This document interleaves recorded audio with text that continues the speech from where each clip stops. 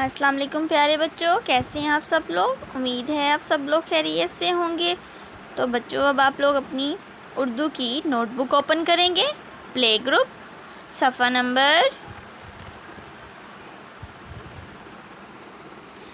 Number आपके पास है 4। जल्दी से ओपन करें, शाबाश।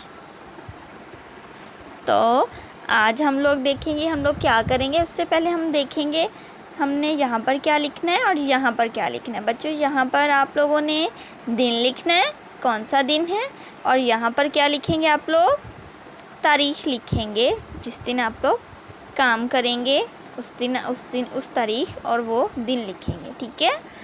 तो आज हम लोग कौन सा हर्फ सीखने चाह रहे हैं, आप लोग रेडी हैं?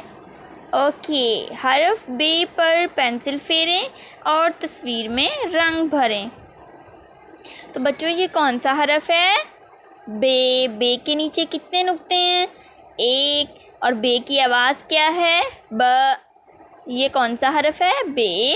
और बे के नीचे कितने नुक्ते हैं? 1। बे की आवाज़ क्या है बच्चों? ब। ब। ये कौन सी तस्वीर है, कौन बताएगा? ब। बिल्ली। शाबाश, ब बिल्ली।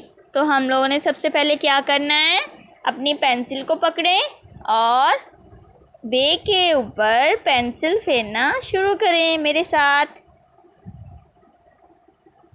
शाबाश, आप लोगों ने कर लिया।